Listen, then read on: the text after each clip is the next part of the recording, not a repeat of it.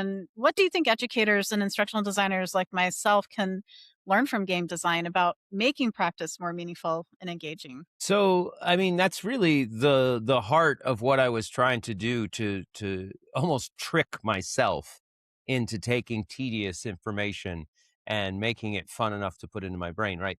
Right. I remember there's a Indian philosopher named Krishnamurti, and I remember watching a film of him talking to a group of like fifth graders, and the kids themselves were talking about how bored they were at school, and Krishnamurti brings up the point in the film where he's like, "Hey, what's something you love in your life?" And we'll use chess as the example because I don't remember what the kid said.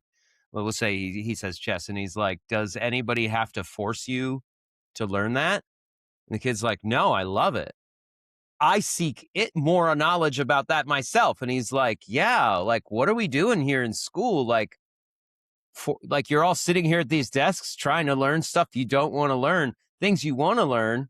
Nobody forces you, right? It's the other way around. You go like, where can I get this knowledge, guys? Where can I get this knowledge? Right? Yeah. And of They're course, thirsty for it. if I they're thirsty for it. And of Yeah. course, if I could have gotten a tutor, I could have learned these chess openings because the tutor would be like, I'd be like, I want to learn the Queen's Gambit. Play me. We're going to play the Queen's Gambit over and over and over again.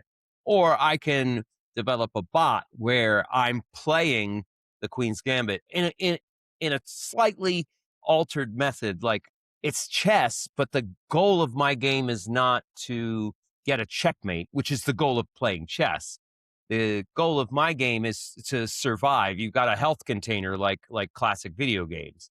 And if you make the wrong move, you lose life. So if I make a move that's not in the Queen's Gambit, I lose life. I do that enough, I lose, right? So it creates this game loop, which is what games can teach us. That engagement, there's a natural engagement to action reward, right? That's the core of any game loop is I control this, things happen, I either win or lose, I get my dopamine hit in my brain, that reward. Um, as long as people are engaged in some sort of loop, they're enjoying it and they're continuing, right? Like I didn't invent game design, like that's all out there, like for you to go out and discover yourselves. Um, but when you add that, you're creating almost that artificial engagement of the kid already wants to learn it, right? That engagement is inside them and is self-generating. Great. When we gamify things, we allow for almost hijacking that onto something you might not necessarily want to learn, but you're enjoying the game process and learn along the way. Like Right. where in the world is Carmen San Diego? Do you remember that game?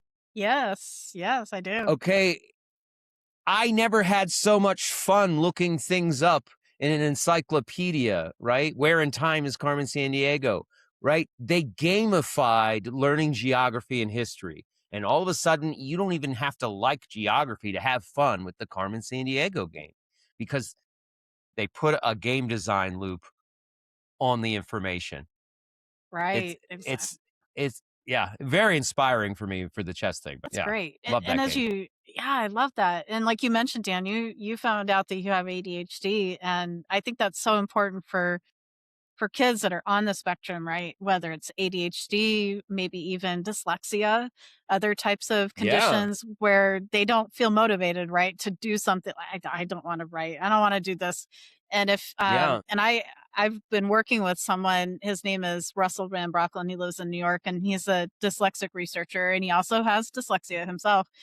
But what's of interesting is, course. this ties to the game design and the game element Yeah. because he asked them, "What are your favorite things? What do you like?"